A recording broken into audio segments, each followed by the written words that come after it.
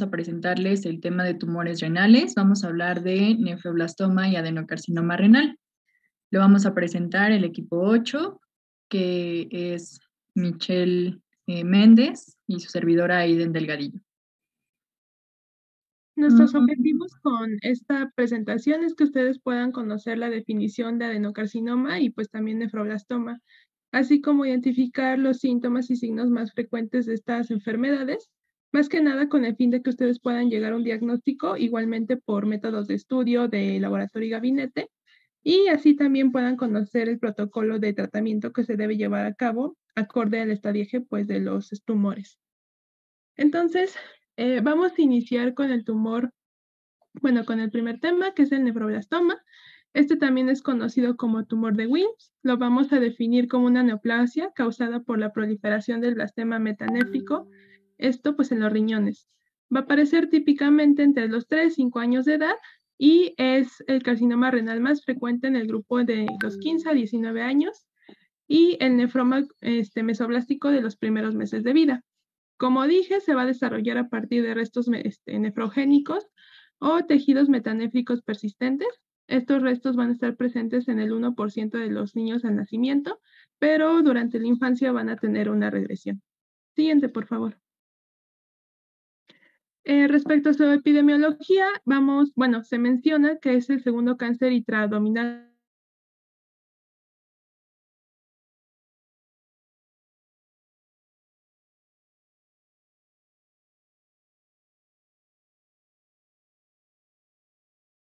va a ocurrir en uno de cada 250,000 niños, reportándose alrededor de 500 casos anuales en los Estados Unidos. Y ahí su incidencia ocurre a los 4 años de edad. Por lo tanto, el 80% va a aparecer antes de los 5 años y muy rara vez después de los 8. De nefroblastoma bilateral, esto solamente ocurre en el 5-10% de los casos. Y va a ser más frecuente cuando existe un síndrome de predisposición o alguna mutación germinal. Siguiente, por favor. Respecto a su etiología, vamos a ver que el 99% de los casos van a ser esporádicos y esta forma de aparición se va a relacionar con la pérdida heterocigótica en lo que es el brazo corto del cromosoma 11 en la región 11p13, donde se va a recibir el gen supresor de tumores WT1, o la región 11p15, que va a incluir al gen del tumor de Wilms. Siguiente, por favor. El resto de los casos, que conforman el 10%, van a estar asociados a anomalías congénitas, como la hemipertrofia, la aniridia y anomalías geniturinarias.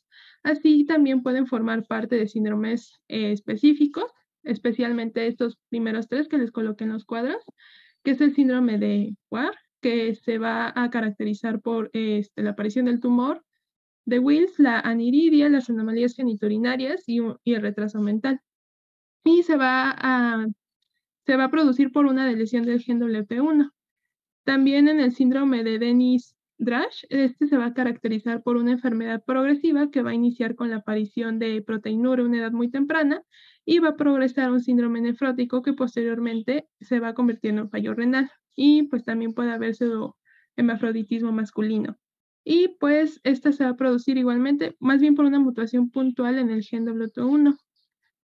Otro síndrome también muy mencionado en las bibliografías es el de Pewitt-Whitman, que se va a producir por mutaciones en la región 11p15.5 y van a ser pacientes que van a presentar pues varias características clínicas como hemipertrofia, macroglosia, macrosomía, la de predisposición a desarrollar tumores, entre ellas el nefroblastoma. Y bueno, digamos que estos son como que los síndromes más mencionados en las bibliografías. También está el síndrome de Placier, también es bastante mencionado. Siguiente, por favor. También vamos a ver que se va a aparecer en síndromes de sobrecrecimiento, como el síndrome de Sotos o Perelman, o también en el síndrome de Edwards o trisomía 18, el cual pues es en este se observa como un aumento de riesgo de ciertos tipos de cánceres. También el nefroblastoma se va a predisponer en los casos de anemia de Fanconi con mutaciones en BRCA2 o PALB2. Y pues estos genes van a ser los que participan en la reparación de DNA.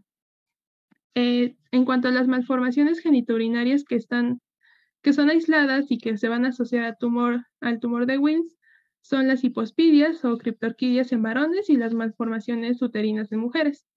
Y finalmente, pues también tenemos una forma, el cual es el tumor de Wilms familiar. Este es poco frecuente, ocurre entre el 1 y 2% de los casos y se va a asociar a mutaciones en los genes FTW1 y FTW2.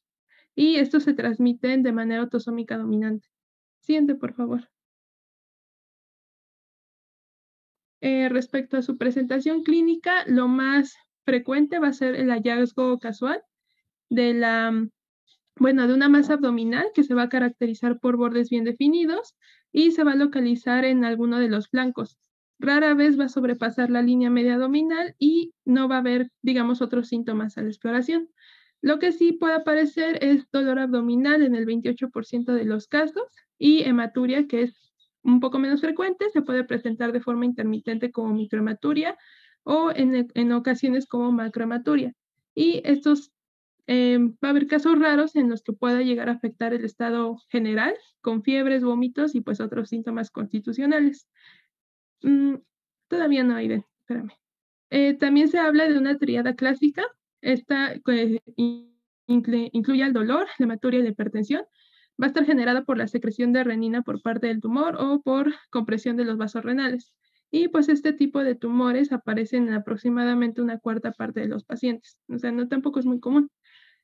También otra forma de presentación clínica que es infrecuente es una forma de abdomen agudo, esto tras la ruptura del tumor que puede ser causada de manera espontánea o tras un traumatismo abdominal, lo cual ya va a cursar como hemoperitoneo y pues esta ya es una urgencia quirúrgica. Obviamente también vamos a buscar aquellos signos clínicos típicos de los síndromes que les mencionaba anteriormente, por si hay una predisposición genética y no se haya diagnosticado todavía, ¿no? Y pues en los casos de diseminación, esta se puede producir por contigüidad a través de la cápsula renal o de una forma hematógena. Y pues las localizaciones más frecuentes es el pulmón, en el 80% de los casos, y otras localizaciones menos comunes son el hígado, y mucho más raro es el hueso, la médula ósea y el sistema nervioso central. Siguiente, por favor.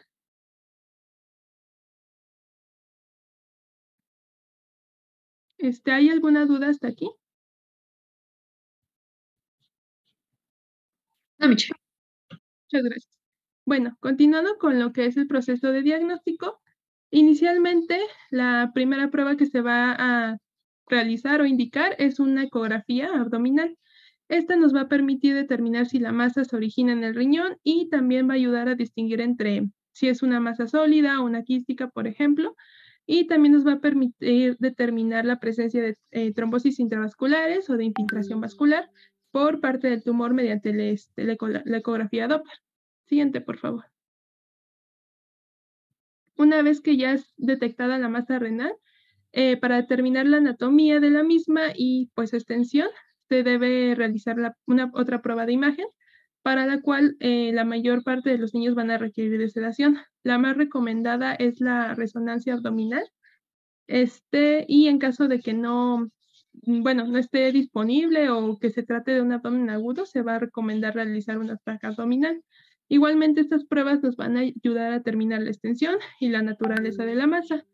Y también nos va a ayudar a detectar la presencia de otras masas abdominales y determinar si existe la afectación del riñón contralateral, que es, bueno, una de las cosas más importantes que hay que buscar. Y pues además se debe de realizar la radiografía basal de tórax, así como una TAC torácica para determinar metástasis, principalmente de los pulmones. Siguiente, por favor. Bueno, es principalmente el diagnóstico por medio de el gabinete, pero también es importante realizar pruebas de laboratorio de manera rutinaria para descartar otras patologías. Otras patologías. Por ejemplo, en el examen general de orinas, esta se usa para ver si el paciente cursa con proteinuria, que en dado caso se va a correlacionar con la clínica del síndrome de Dennis-Rash y con esclerosis mesangial. También se puede tomar pruebas de función hepática para determinar si hay metástasis en el hígado o en el caso del el calcio sérico, se puede llegar a elevar sobre congénito. Y bueno, las pruebas de coagulación son principalmente para determinar que el paciente no esté pasando por algún trastorno de coagulación que afecte al momento que se requiera realizar una cirugía. Siguiente, por favor. Y en los casos de que exista dudas diagnósticas, la guía de práctica clínica recomienda pruebas diagnósticas con estudios genéticos para la determinación de mutaciones y la realización de una extirpación quirúrgica total, esto pues de la masa para determinar la naturaleza de esta. O si la masa es irresecable, se puede realizar una biopsia y ya con esto podemos determinar el diagnóstico definitivo. Siguiente, por favor. Y bueno, respecto a esto último, vamos a ver que respecto a las características microscópicas, los nefroblastomas suelen ser heterogéneos y en su mayoría son trifásicos, es decir, tienen componente epitelial, estromal y blastemal. En el caso del componente blastemal, este va a estar dado por células de pequeño tamaño con escaso citoplasma, basófilas, ovales y discoesivas, que se van a orientar en trabéculas o cordones de núcleos sobrepuestos con frecuentes figuras mitóticas y en patrón invasivo, y que se va a empujar, va a estar empujando la pseudocápsula. En cuanto al componente epitelial, este reproduce los diferentes estadios de la maduración renal normal, así que se va a poder encontrar desde células de aspecto epitelial inmaduras dispuestas en formaciones tipo rosetas, y hasta estructuras tubulares típicas, y en este componente puede aparecer una diferenciación heteróloga epitelial como epitelio escamoso o mucinoso. Y en el caso del componente estromal, este muestra células mesanquiales que son poco diferenciadas, están dispuestas de manera compacta y presentan diferencias heterólogas. Y la forma más común es la diferenciación muscular esquelética, pero también puede haber músculo liso, tejido adiposo, hueso, cartílago, entre otros, ¿no? También es importante mencionar que no siempre los tumores van a ser trifásicos, se pueden llegar a encontrar patrones bifásicos, principalmente de células blastomosas o estromales, son las más frecuentes, o también de un solo estripe celular. Siguiente, por favor. Y aquí vemos un corte histológico en el que se señala cada uno de estos componentes y pues de una manera más resumida y simple sus características.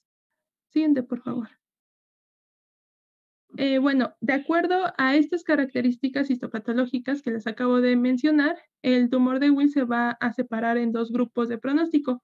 Uno donde las características de cada uno de estos componentes va a estar presente y por su buen pronóstico va a ser llamado histología favorable. Y el otro, siguiente por favor, es la histología no favorable, en donde vamos a encontrar células anaplásicas con presencia de nucleolo poloide gigante, es decir, un nucleolo con un diámetro 3 veces su tamaño, con cromatina aumentada y con presencia de figuras mitóticas poloides o multipolares. Se va a clasificar como focal o difusa y son los que tienen pobre pronóstico o un mal pronóstico, por decirlo así. Siguiente, por favor. También al momento de realizar la realización de la que es el tumor, vamos a poder determinar sus características macroscópicas. Son tumores que van a estar comúnmente bien delimitados, grandes y solitarios. Como les dije, puede ser bilateral o multicéntrico y se va a observar grisáceo o pardo a lo que respecta al color. Van a ser blandos y homogéneos. En ocasiones se van a poder encontrar focos de necrosis o formación de quistes o hemorragia y normalmente se van a localizar en la corteza renal. Suelen, como les mencionaba al inicio de la presentación, asociarse a otras manifestaciones como la criptorquidia o el riñón en herradura. Siguiente, por favor. Respecto a lo que es el diagnóstico diferencial, los dos principales va a ser el neuroblastoma y el sarcoma renal de células claras. El primero, bueno, este va a ser el más fácil de diferenciar debido a que con ultrasonido o cualquier examen de imagen se va a poder distinguir si es tejido renal o no. Sin embargo, pues siempre sí va a requerir de histología. Mientras que en el caso del sarcoma de las células claras, es el segundo más común en la edad pediátrica. Este tiene un peor pronóstico y debido a su aumento en lo que es la recaída y una mayor mortalidad. Y se presenta casi siempre en la misma edad que el tumor de Wills y además es más frecuente en varones. Y bueno, otros diagnósticos diferenciales son el nefroma mesoblástico congénito, el tumor rapnoide renal, el carcinoma de células renales y el carcinoma renal medular. Siguiente, por favor.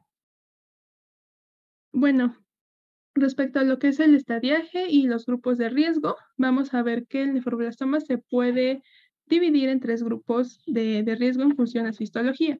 El de bajo riesgo va a ser con nefroma mesoblástico y nefroma quístico parcialmente diferenciado. El riesgo intermedio es un nefroblastoma neoplásico y sus variantes, que es el epitelial, el estromal, mixto y regresivo, o también puede ser un nefroblastoma con aplasia focal.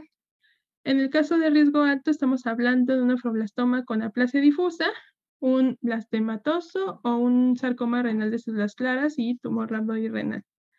Siguiente, por favor.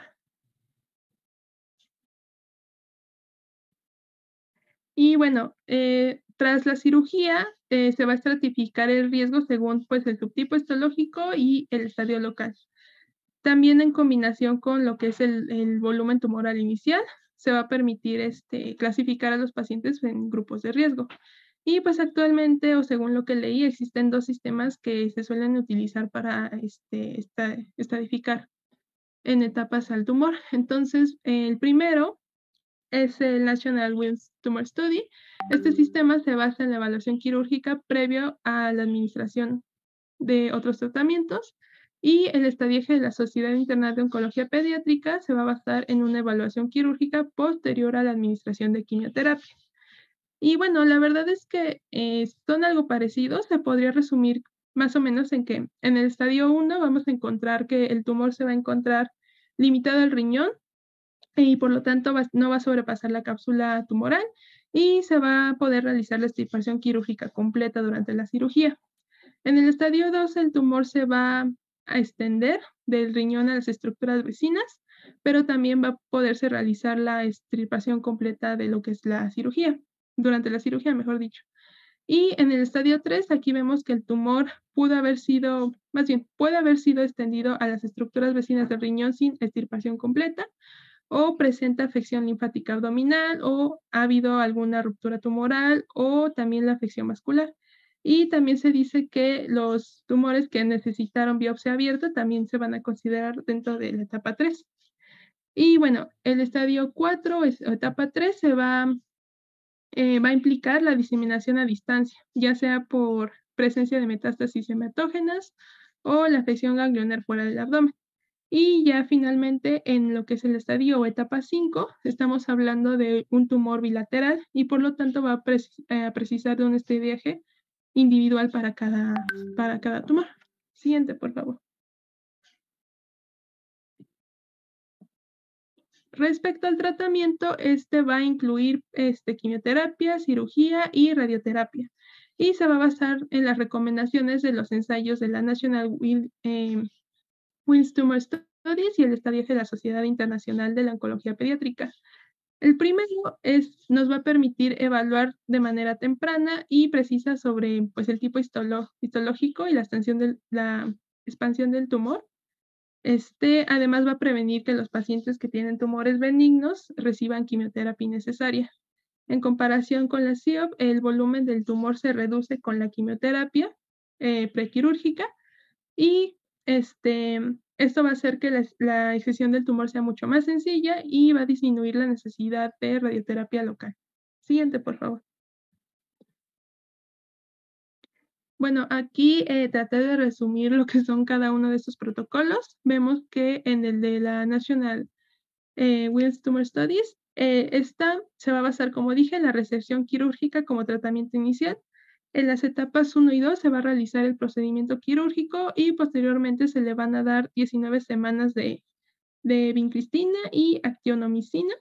Y los pacientes pueden ser manejados solo con la nefrectomía parcial si cumplen con los criterios de tumores de muy bajo riesgo. Si el paciente tiene marcadores moleculares de alto riesgo, se le puede adicionar doxorubicina como quimioterapéutico. En la etapa 3 se le van a dar 25 semanas de quimioterapia, esto posterior a la cirugía, Y en caso de que haya involucrado nódulos linfáticos o el peritoneo, pues se le va a dar terapia con radiación. En la etapa 4 se trata igual que en la etapa 3, pero en caso de que haya metástasis a pulmón, se le va a administrar radioterapia. Puede ser generalizada al lado afectado y si no se resuelve con el tratamiento inicial. Si hay otra metástasis, pues se puede administrar igualmente radioterapia, pero ya en regiones locales. Siguiente, por favor. Y en el caso de los protocolos del CIOP, esta se va a basar en 4 semanas de quimioterapia prequirúrgica seguidas de la resección quirúrgica y en caso de ser necesario, quimioterapia posterior al procedimiento. En este sistema van a existir subclasificaciones de las etapas. Vemos que en la etapa 1, si es de bajo riesgo, no va a requerir quimioterapia o radioterapia posterior a la cirugía. Y cuando es de riesgo intermedio, se le va a brindar quimioterapia posterior a la cirugía por 4 semanas. Y en el riesgo alto se les va a dar por 27 semanas adicionales sin radioterapia. En la etapa 2, la terapia en el riesgo bajo a intermedio consiste de quimioterapia posoperatoria por 27 semanas sin radiación. Si es de alto riesgo, se le puede brindar tratamiento con quimioterapia por 34 semanas, esto posterior a la cirugía. Y también se le puede dar radioterapia adicional. En la etapa 3 se va a abordar igual que en lo que es el riesgo bajo en la etapa 2. Y en la etapa 3, el riesgo intermedio, se van a dar 27 semanas de quimioterapia y radiación. En el alto riesgo se va a tratar igual que el alto riesgo de la etapa 2. Respecto a la radiación del flanco, se utiliza para pacientes con enfermedad local de la etapa 3. Y en las etapas 4 vemos que si el riesgo bajo o intermedio responde con, digamos, histología que responde completamente al tratamiento, se va a tratar con 27 semanas de quimioterapia sin radiación a pulmón. Y en el riesgo bajo intermedio con histología que no responde completamente o de alto riesgo, se da quimioterapia por 34 semanas asociadas a radiación. Es un poco complicado, la verdad, pero yo espero que con esta presentación puedan entenderlo un poquito mejor. Siguiente, por favor. Y bueno, si se dan cuenta, no mencioné la etapa 5, pero como les dije, en esta etapa estamos hablando de tumores ya bilaterales. En estos casos, lo que se indica es una nefrectomía parcial para el salvamiento de nefronas. Y los protocolos que antes les mencioné recomiendan su uso, el uso de quimioterapia preoperatoria antes de realizar el salvamiento de nefronas en aquellos tumores de Wilms bilaterales sincrónicos, tumores de pacientes monorrenales y aquellos que tengan enfermedad renal preexistente. Siguiente, por favor. Respecto a las complicaciones, encontramos enfermedad crónica, que va a incluir segundos tumores, la alteración renal, esto relacionado con la cirugía y con el tratamiento citostático.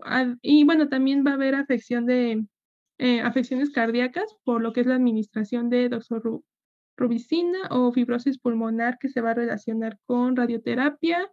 Igualmente problemas de fertilidad por toxicidad gonadal, esto igualmente relacionado con el recibimiento de radioterapia abdominal y pues agentes aquilantes, entre otras complicaciones. Siguiente, por favor.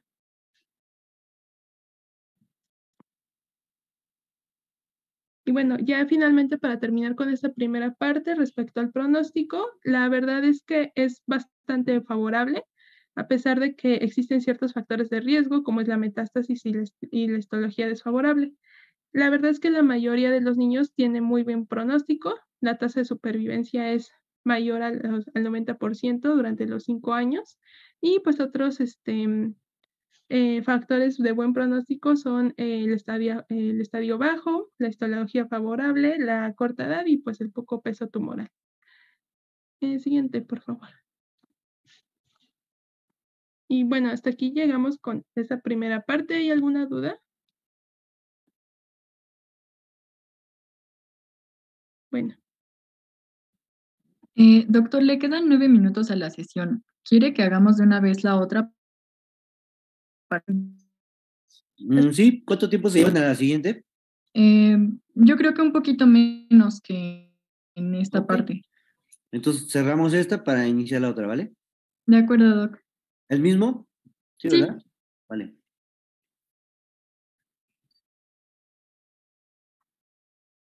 Ya creo que ya se metieron los últimos. Ujú. Ok, bueno, entonces vamos a hablar ahora de adenocarcinoma. Y pues bueno, tenemos que, vaya, etimológicamente, espere, deje acepto a otra persona. Ya, ok.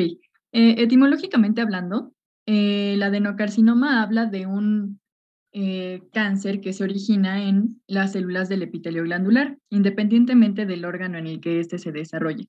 Puede incluir en el aparato respiratorio, tubo digestivo, las mamas, colon, próstata. Ah, espere, voy a aceptar a otros dos. Ya. Y bueno, este tipo de cáncer va a crecer en las células de las glándulas que recubren los órganos, como ya habíamos mencionado, y estas células van a crecer fuera de control. El tratamiento va a variar en función del tipo de adenocarcinoma del paciente y el estadio en el que se encuentra, así como del perfil molecular. Los tratamientos pueden incluir cirugía, radioterapia y quimioterapia. Entonces, pues bueno, esto va a depender del tipo de adenocarcinoma que vaya a tener el paciente. Y bueno, enfocándonos más al tema que nos toca, que es adenocarcinoma renal, tenemos que esta enfermedad se encuentra en las células. Espere, deje acepto a otros. ¿Puedo poner a alguien como anfitrión para que los acepte? Porfis. Le Ah, puedes quitar la sala de espera en seguridad.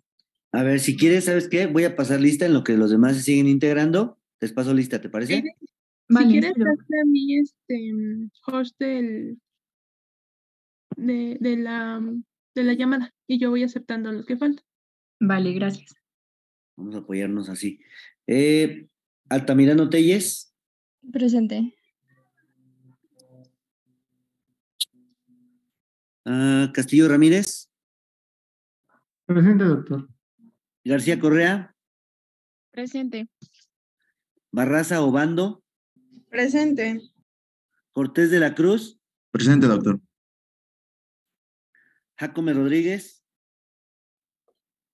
Vamos a decir que este es una enfermedad en la que las células malignas o cancerosas se originan perdón, en el revestimiento de los túbulos del riñón, esto en la corteza renal. En la imagen del lado derecho tenemos una flechita que señala la zona cortical y es ahí donde van a empezar a desarrollarse las células malignas de este adenocarcinoma.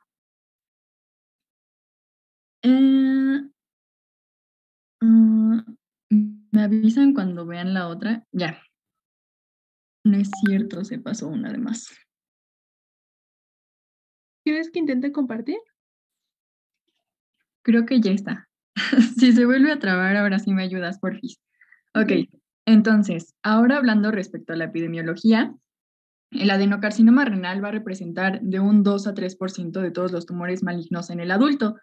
También tiene una frecuencia mayor en hombres que en mujeres, esto en razón de 2 a 1, y también lo encontramos más en aquellas personas que son afroamericanos. Puede presentarse a cualquier edad, aunque la mayoría de los casos diagnosticados son entre la cuarta y la quinta década de la vida aproximadamente. Tenemos varios factores de riesgo, entre los cuales incluye la inactividad física o sedentarismo, la obesidad y la diabetes mellitus. El único factor ambiental significativo para esta patología es el consumo de cigarrillos. Y tenemos también situaciones familiares como el síndrome de von Hippel-Lindau, adenocarcinoma renal papilar hereditario, otros tipos de adenocarcinomas y también la enfermedad quística adquirida vinculada con la diálisis y algunas aberraciones genéticas específicas.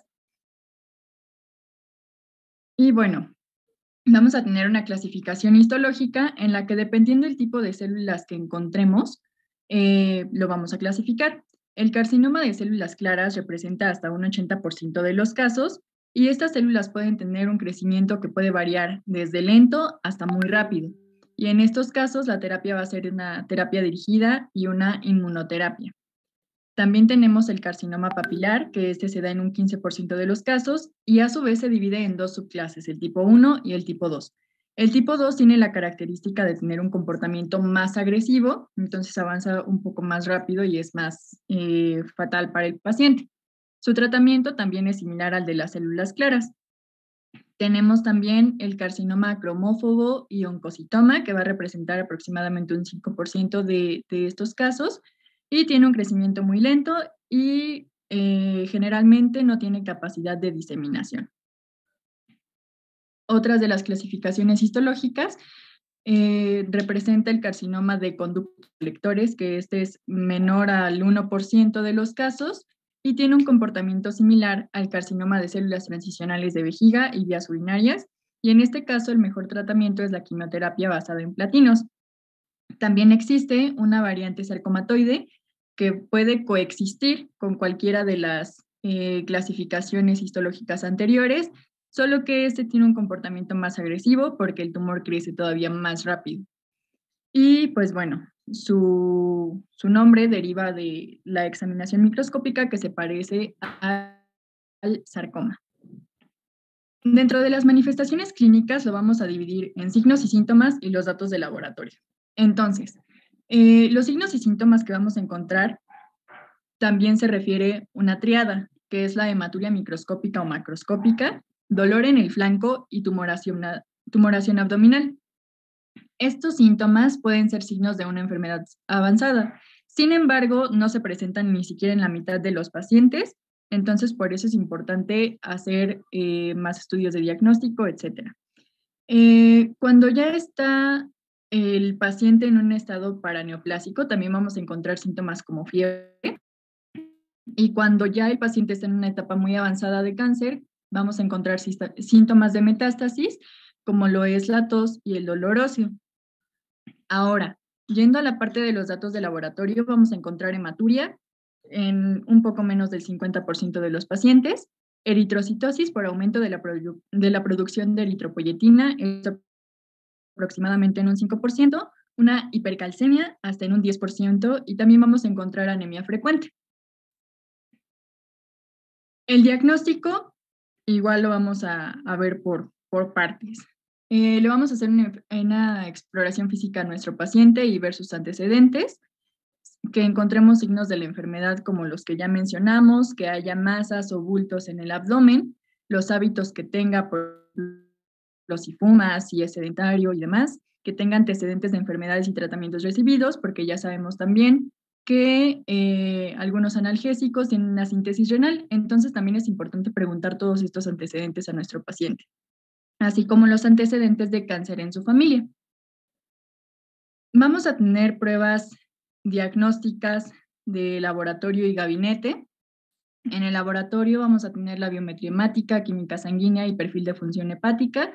Todo esto, pues vaya, para evaluar lo que ya habíamos mencionado antes, que tenga el paciente anemia, que haya también una metástasis a hígado, como lo mencionaron en el tema pasado, y también vamos a hacer un análisis de orina.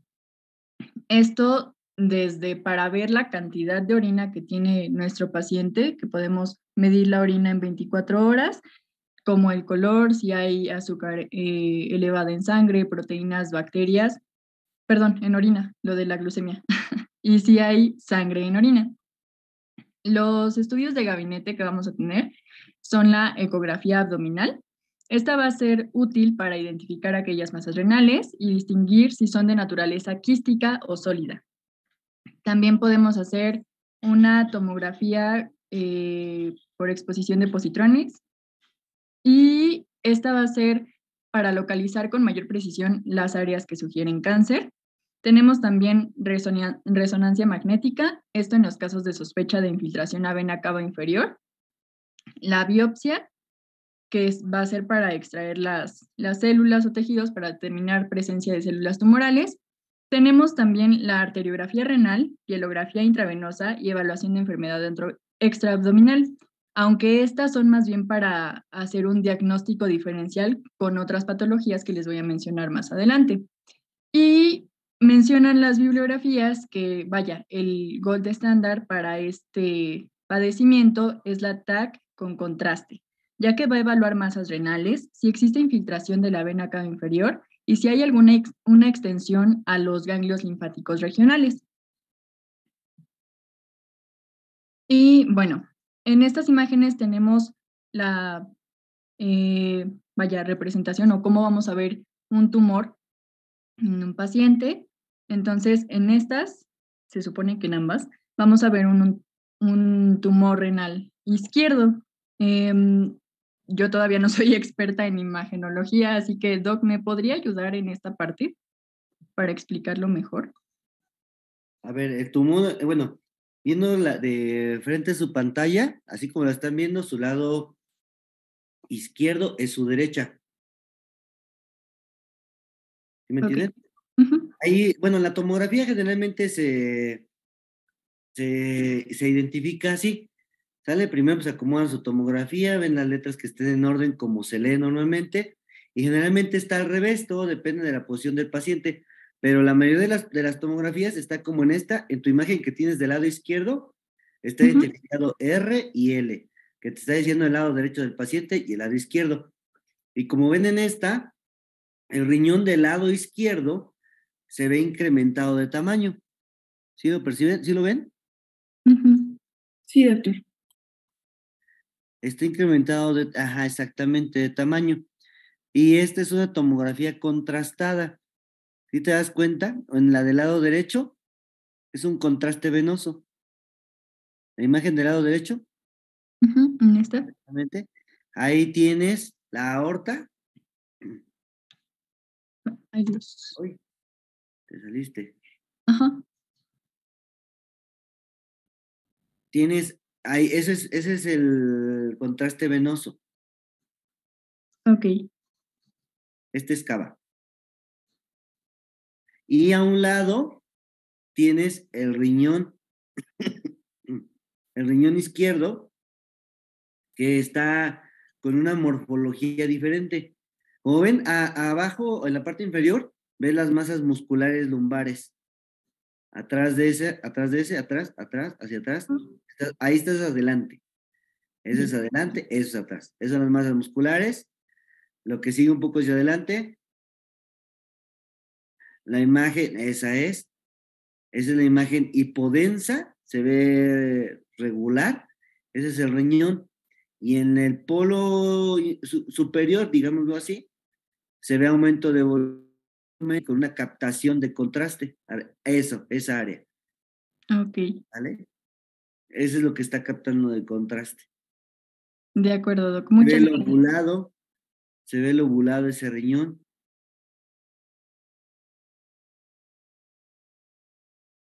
Ok, Doc, muchas gracias. Y en la imagen del lado izquierdo, pues ahí se ve la pérdida de la relación entre los dos riñones, ¿no? Uh-huh. Y el contenido igual, se ve heterogéneo, digo, se ven hipodensidades, hiperdensidades. En una zona media se ve el contraste en esa misma imagen en la parte posterior. Okay. ¿Sale? Ok, doctor. Muchas gracias. Y eso que se alcanza a ver adelante me parece que es el páncreas. Vale. Bueno, entonces ahora otro de los estudios de gabinete que les había mencionado es la ecografía abdominal. En este lugar en el que lo saqué menciona que podemos observar una masa heterogénea en el riñón derecho en forma de bola de medidas aproximadas de 4 por 3.5. Menciona que cuando encontramos este tipo de masas, hay que hacer otros estudios como la TAC con contraste y los otros estudios que les había mencionado para determinar si es un adenocarcinoma o podría ser de alguna otra etiología. Entonces, ahora bien, vamos a mencionar los diagnósticos diferenciales. ¿Con qué podemos diferenciar el adenocarcinoma renal con los estudios que ya les había mencionado de la arteriografía renal, la pielografía intravenosa y la evaluación de enfermedad extraabdominal? Bueno, pues va a ser con angiomiolipomas renales, que estos en la tomografía se van a observar de densidad adiposa. Podemos tener también cánceres uroteliales de la pelvis renal, oncocitomas renales y abscesos renales y tumores suprarrenales. Y bueno, también tenemos que estadificar el adenocarcinoma. Entonces, tenemos la clasificación del TNM. En el T1 vamos a tener aquellos tumores que tienen menos de 7 centímetros de dimensión y está limitado al riñón. En el T2 vamos a tener un tumor mayor a 7 centímetros en dimensión, pero de todos modos se sigue limitando al riñón. En T3 vamos a tener un tumor que se extiende a los vasos principales o invade la glándula suprarrenal o tejido circundante sin invadir la fascia de Gerota. En el T4, el tumor va a invadir más allá de la fascia de Gerota. Entonces, por eso también es importante hacer estos estudios como la resonancia magnética para saber que no hay una infiltración a vena cava inferior. En el N0 va a haber una ausencia de metástasis en ganglios linfáticos. N1, metástasis en solamente un ganglio. Y en N2, una metástasis en más de un ganglio. Y M1 vamos a tener una metástasis a distancia. Y pues bueno, vamos a tener 4 estadios ya teniendo en cuenta esto del TNM. En el estadio 1 vamos a tener T1, N0, M0, en el cual recordemos vamos a tener un tumor menor a 7 centímetros de dimensión que se limita únicamente al riñón. En el estadio 2 va a ser T2, N0, M0, donde vamos a tener un tumor mayor a 7 centímetros, pero se sigue limitando al riñón. En el estadio 3 podemos tener T1, N1, M0, o bien T2, N1, M0, T3, N0, M0, o T3, N1, M0. Igual teniendo en cuenta las clasificaciones del TNM que ya habíamos mencionado. Y en el estadio 4 vamos a tener el T4, que es el tumor que invade más allá de la fascia de Gerota.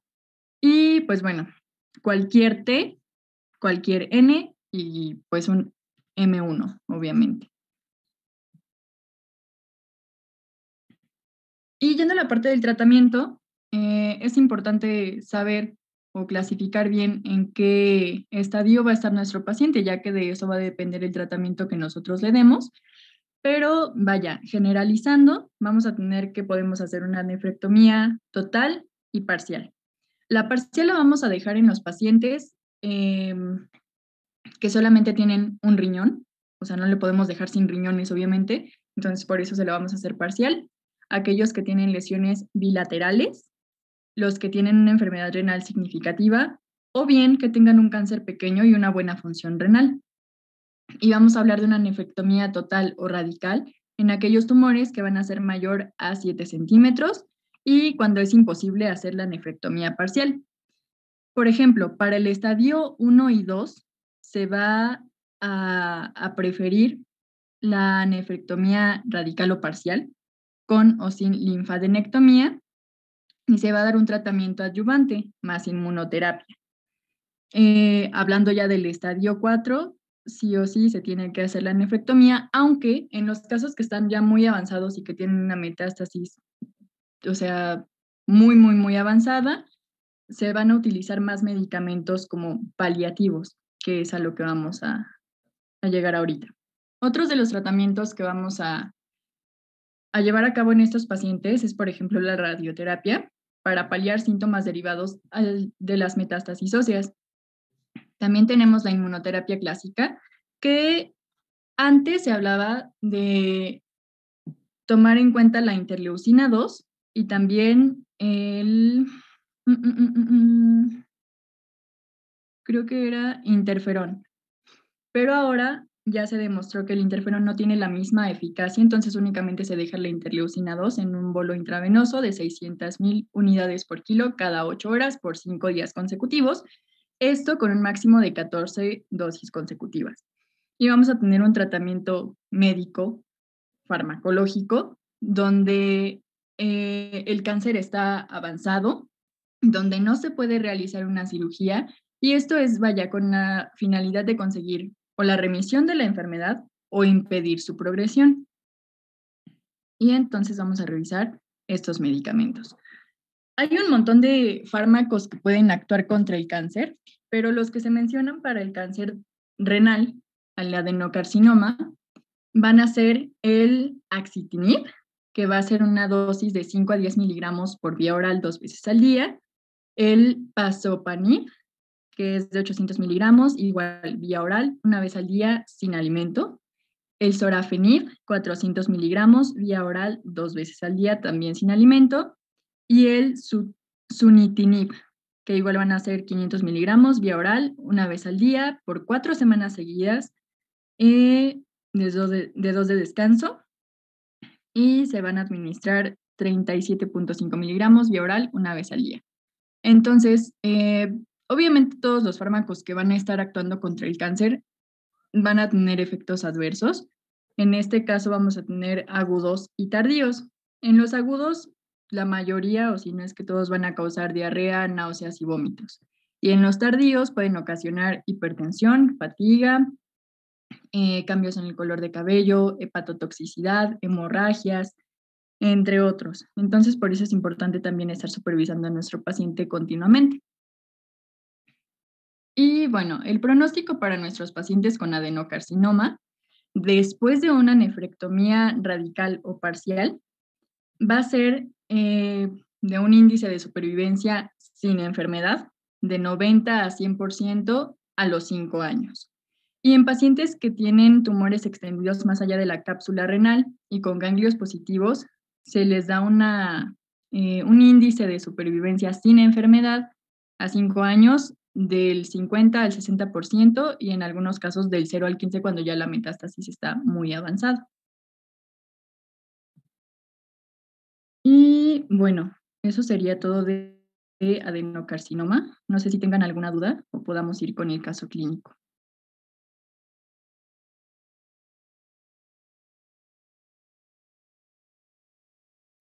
No, Aide. Ok, de acuerdo. Y gracias. ¿Alguien quiere ayudarnos a leer el caso clínico? Si quieres, yo lo leo, Aiden, para que sea más rápido y ya igualmente voy haciendo las preguntas. Vale. Entonces, en nuestro caso clínico vamos a tener un paciente de 3 años de edad que va a ser derivado por una masa abdominal que fue detectada por parte de los padres de manera ocasional y se le realiza una ecografía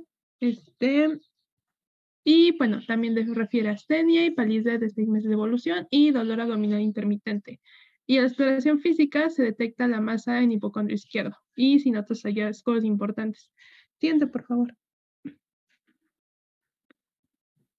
Como dije, su llegada se le realiza analítica, la cual resulta normal, y la ecografía abdominal en la que se visualiza una masa sólida que ocupa la porción central del riñón izquierdo y que mide aproximadamente 10 por 8,5 por 7,5 centímetros. Siguiente, por favor. Y bueno, de acuerdo a la presentación clínica y, bueno, las características que ya estuvimos viendo durante la presentación, ¿cuál creen ustedes que sea su diagnóstico presuntivo y por qué?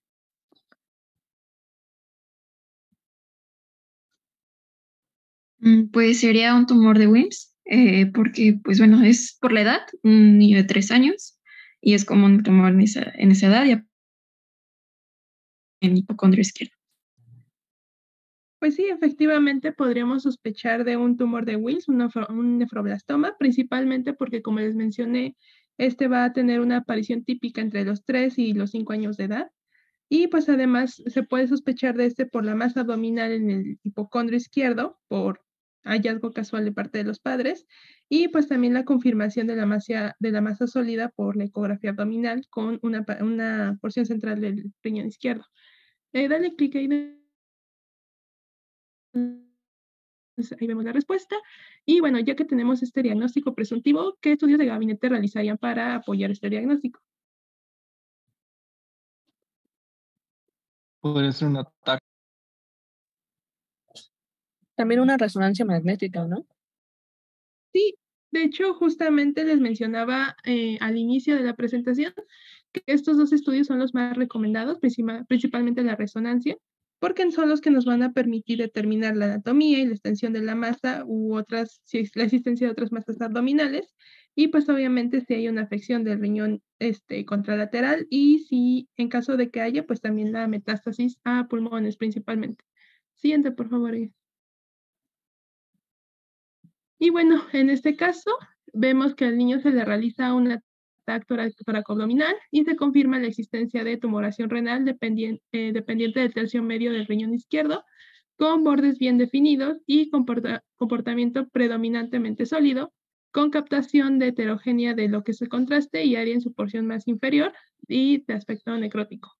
Ahí vemos las características de la lesión y también que en el tórax va a presentar 2 micronódulos de pulmón derecho de 2 milímetros. Siguiente, por favor. Y bueno, ¿qué estudio podría confirmar nuestro diagnóstico?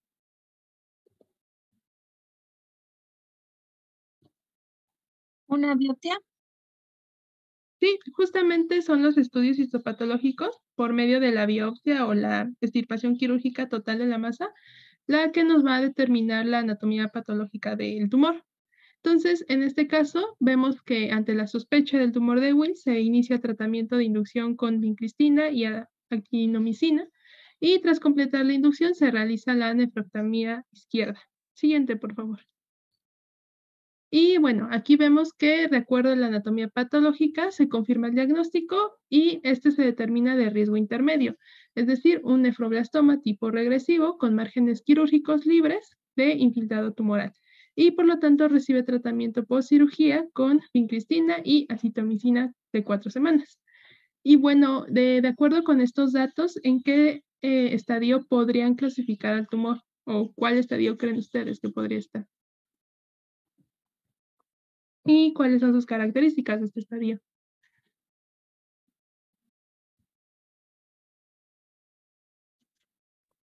Lo tendremos en un estadio 1, porque pues, el tumor está limitado, bueno, al riñón, podríamos decirlo. No hay ruptura, todo se encuentra como ahí mismo, ¿no? Sí, Y justamente es estadio 1, ajá. no me acuerdo qué otra característica era. No te preocupes. Bueno, se dice que va a ser estadio 1 porque, ¿le puedes dar otro clic ahí? El tumor, pues se menciona que este fue extirpado exitosamente, entonces estamos hablando de un tumor que estaba limitado al riñón y que no sobrepasaba la cápsula tumoral y que por lo tanto se pudo realizar su extirpación quirúrgica completa. Siguiente, por favor. Ya para darle finalización a este caso clínico, se menciona que en la revisión del fin de tratamiento se objetiva su remisión abdominal, pero recibida pulmonar con nódulos en el pulmón derecho, por lo que se inicia tratamiento con doxorubicina y ciclofosfamida, alternado con etoposide y carboplatino y radioterapia pulmonar para los nódulos encontrados. Y bueno, eso sería todo de nuestra parte. No sé si gusten agregar algo que hayan encontrado, si tengan alguna duda. Una pregunta. Si este tumor que pusieron en el caso clínico ya tiene nódulos pulmonares, ¿no sería un estadio 4, una etapa 4?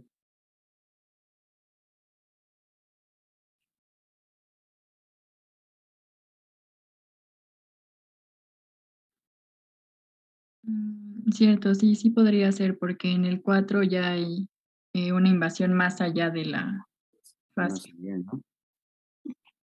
O sea, desde la tomografía que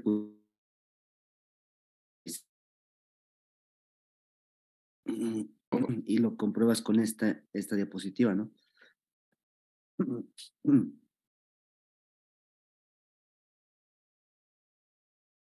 Ahí está.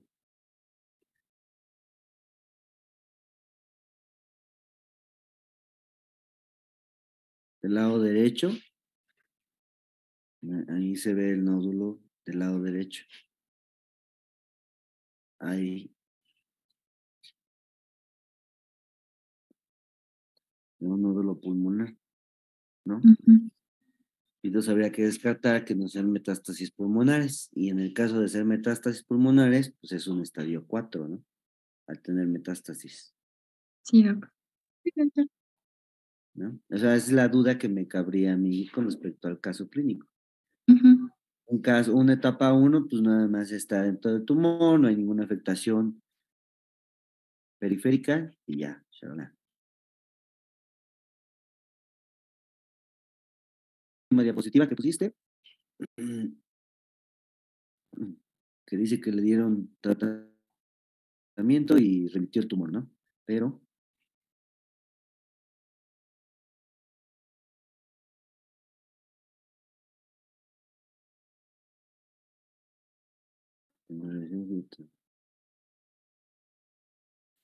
recidiva pulmonar. Entonces sí tenía lesión pulmonar, ¿no? Ujú. Sí tenía. Ok, bueno, pues nada más esto, ¿sale? Entiendo, no somos oncólogos, ustedes no lo son. ¿A alguien le interesa la oncología? Hasta ahorita no. ¿No? Ay, se gana bien, viajan mucho, muchos laboratorios los visitan, los llaman de speakers.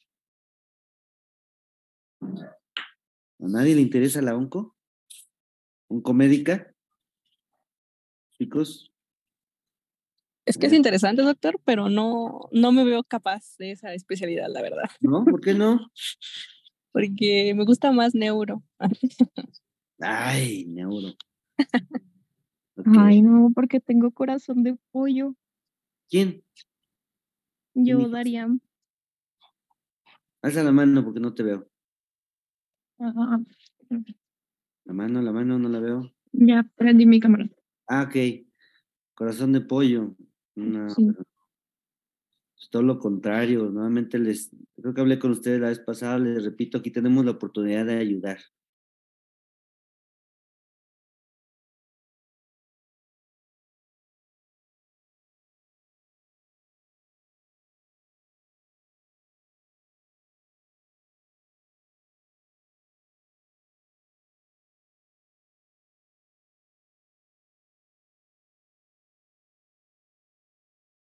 El contacto es cuando pasamos el servicio de medicina interna y hay algún oncólogo, ¿no?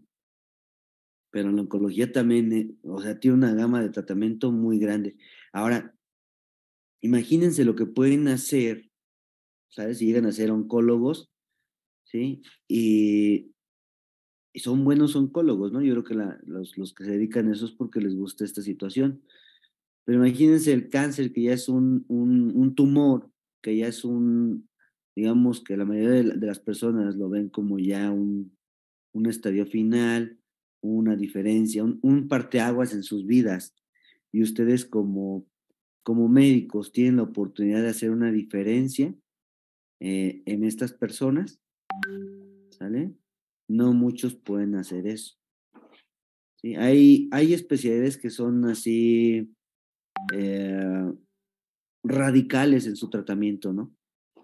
Una de ellas yo creo que sería la oncología, ¿no? Cuando ya no tienes otra opción y tu única opción es el onco, pero qué bueno que el onco tome decisiones en base al conocimiento, ¿no? Ahorita esto que acabamos de ver, en una semana se les van a olvidar las dosis, los fármacos, porque no son fármacos que se ocupen al día a día, ¿sí? Sin embargo, que quede la espina ahí del tumor más frecuente intraabdominal en la infancia, el tumor de Wilms, el nefroblastoma, ¿sale? Porque ustedes van a tener sobrinos, van a tener pacientitos que a veces no sospechan eso, ¿no? La oportunidad de tocar a alguien en la revisión y encuentran alguna masa, eso es crear sensibilidad. Y de ahí pensar cuáles son las posibilidades diagnósticas. En este caso, son pediatría, ¿no? Estos son más frecuentes en edades pediátricas, ¿sí? Pero ya hacer la oncología y especializarte en estos fármacos, pues wow, ¿no? Qué padre poder hacer eso. Entonces, no se sientan que no se puede, que no es para ustedes. Tal vez entre ustedes hay algún futuro oncólogo. Simplemente pues es que les guste esto. Si les